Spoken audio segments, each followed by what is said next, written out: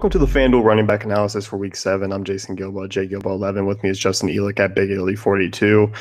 We have some news that we need to talk about really before we get jumping into our pods today, and that's we suffered a great loss last night. Brian Hoyer, finally. Let's be honest, I'm still voting for him. He's still my write-in vote for president. I'm not joking in that. I'm completely serious. But unfortunately, he might never start an NFL game again, and that's upsetting to me because, I mean, who knows who'll still be with the Bears. You could tell he was done, like trying to help him up. It was upsetting. I didn't want to watch the rest of the game. I turned it off. It was a terrible game to watch anyway. I didn't miss much, but yeah, that was an upsetting moment for me. But as someone pointed out to me on Twitter, Lonnie Chisenhall is in the World Series, so it's not all bad for me. That's true. It's more of a sacrifice situation than anything right now. I mean, you can't have it all. That's the thing. And once Chisenhall gets World Series MVP, Brian Hoyer is going right off my ballot. Chisenhall for president. I went outside and I just looked at the moon for about 25 minutes after that.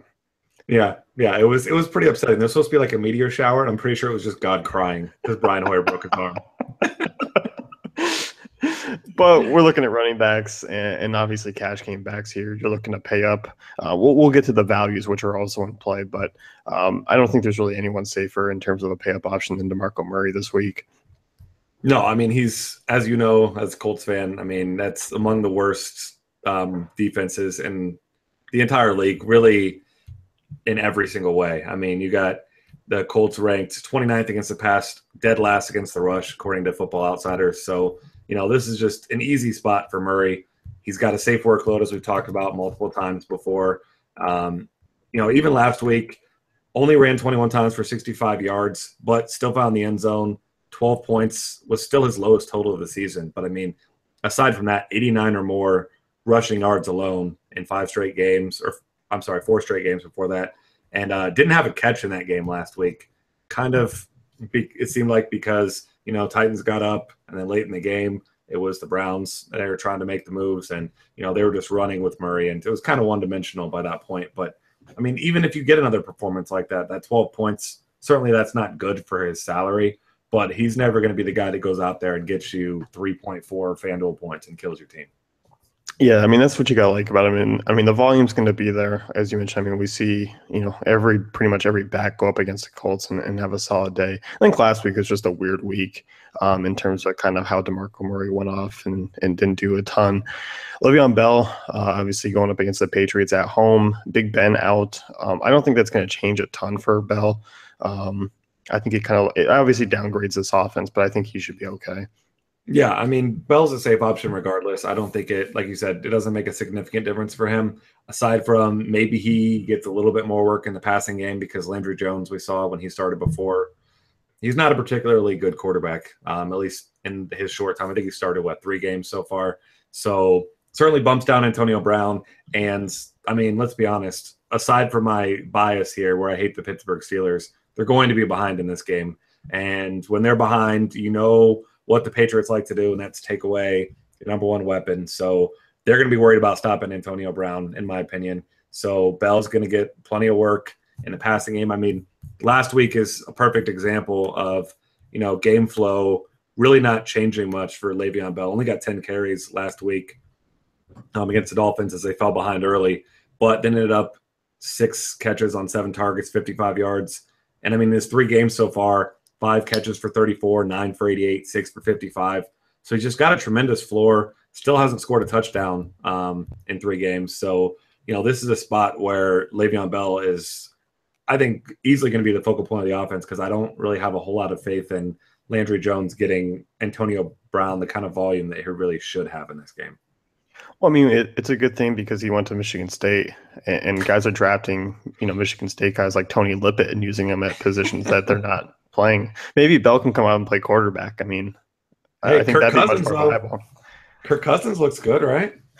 Yeah, he's all right. Yeah, I'm not a Michigan State fan, and let's let them have what they've got because this is a pretty rough year for Michigan State right now. It's bad. Yeah, it's bad. Well, I'm enjoying it. GPP backs, you're looking at Isaiah Crowell, 6,400 going up against the Bengals. So this one, I mean, you'll probably have to dig deep into this one for me to kind of see where you're going with this. Yeah, I mean, this one's definitely just looking for a low-owned guy that has upside. I mean, there's a ton of value guys. There's a ton of guys that are going to be popular really across all formats. But, this Bengals defense, as much as I wouldn't like to admit it, does not look good. And as you're looking at the Browns here, you got Terrell Pryor's banged up. We don't know if he's going to play. On the opposite side, Joe Hayden's banged up too. He might not play. And, if the Bengals defense plays like it has the last couple of weeks, they're not really slowing anybody down. I do think they'll win this game, but I just don't know that the defense is playing well enough to blow anybody out. And obviously, if the Bengals get up big, Duke Johnson is going to be the one getting the touches. And I think he's going to be a guy that people look at in GPPs. But if this game stays close, which the Browns somehow have at least finished close in just about every game, played competitively, if this is a close game, I think Crowell sees 15, 20 touches here. And, I mean, that Bengals defense just does not look good right now. So I think there's going to be some openings for him, and I think he'll get, obviously, the goal line work. And you really don't have anybody to rely on in the passing game if Pryor does sit. So I think they might just try to establish the run early and hope that they can just keep it close with their defense, which I'm not having a whole lot of faith in that. But I do think that the Browns will keep it close for a while. Yeah, I mean, you look here, and I think Cody Kessler just really hasn't been bad enough where you just fade the offense altogether. He's been just good enough over the edge where we're like, okay, it makes the other guys kind of viable. Yeah, exactly. And I mean, I'm talking, if you're playing Crowell, you better have 10 plus lineups. Like, this is not a guy that you go and play in one of your one or two. But, I do think he's going to be sub 2% owned everywhere. So if he's a guy who goes out and gets a couple touchdowns, as we've seen the Bengals give up big games to pretty much every position at some point in the season. So, low ownership type of guy. But if you play him in cash games, that's on you because that's stupid. Spencer Ware, 7K, great matchup against the Saints. For me, I mean, GPP, you and I differ a little bit. I like him in cash as well. But I think with the value that kind of opens up it, early in the week, I liked Ware in cash. I think more kind of as we see Jacquizz Rodgers, maybe Mike Gillislee, that opens up and I'd just rather pay it down. But either way, I mean, great matchup here. Yeah, like you said, there are plenty of good value plays that you can slot in your cash games. And I think Ware is fine for cash games, but due to the way I'll probably be getting some big wide receivers in my lineups, things like that, I probably won't play him in cash. But I mean, it's an ideal matchup. Saints are just abysmal on the ground. Obviously, Jamal Charles is back in a limited fashion. He's not going to be Ware's still going to be the featured back for the foreseeable future, at least, because Andy Reid even said, Charles isn't ready for a full workload. But Chiefs, partially due to the weather, last week ran 62% of their snaps. They ran the ball. So the Saints have allowed 11 touchdowns already on the ground. So, I mean, you could always go with a Ware Charles duo in GPPs here and just try to take advantage of that, because we saw Tevin Coleman and Devontae Freeman just absolutely tear these guys apart. So this is definitely a spot where you could get Spencer Ware. You could play him in any format. He's only 7K. So I'm with you there, but I'm still kind of leaning towards the value guys in cash and paying up a wide receiver.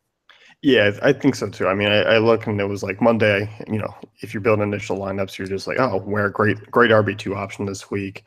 And then you look at it and go, Jacquizz Rodgers. Okay, he opens up. I mean, obviously that opens up a ton of cash, who we kind of jump into, really that game in general for two value backs. Yeah, I mean, Jacquizz Rodgers, we saw he's not going to see, what was it, an NFL record. They said 11 touches on the first drive in that game against Carolina. That's not going to happen again. I mean, it shouldn't. I don't know. It shouldn't have happened then. But he had, I think, 30 touches in that game. It's a situation where you got Charles Sims gone, Doug Martin not playing either. So, I mean, there's really not even anybody else to take carries away here. And, this is a San Francisco defense that has just been horrible. They're the worst defense in the league in terms of yardage against the run, allowing 174.5 yards per contest. So Jacquizz Rodgers, he's only $1,100 above the minimum on FanDuel. Team total over 24 points.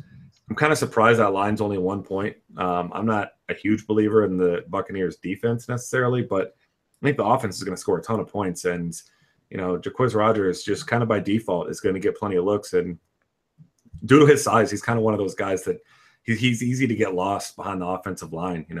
certain run plays. So he kind of by default just sneaks his way through for a couple. And I mean, not a particularly talented back, obviously, but he's a guy that is due to volume alone. I think he's close to like must play cash games at that price, I think. I think so. I mean, in terms of ownership, obviously price matchup, it all kind of just outweighs the fact that he's not a great running back. It's one of those exceptions. I mean, usually you don't like to play bad players, but if this was a matchup where it was just kind of an average one, we wouldn't even be looking at Rodgers. Yeah. I mean, I would have no problem fading him if that was the case. But I mean, I see 49ers and I'm saying who's running the ball against this team because that run defense is horrible. Yeah, I mean, if it's you or me, I mean, I'm locking myself in at 5,600. Yeah, I'm sprinting straight towards the sideline, trying to get an angle, get a couple yards before I get hit. But yeah, I'll get my 2 yards and then I'll get torn up. You give me like 30 attempts and I'll get 60 yards out there. I'm not bulky enough. I'm too tall. You got to put me on the outside. I'll go wide receiver. No, I'm not wide receiver screen. Never mind.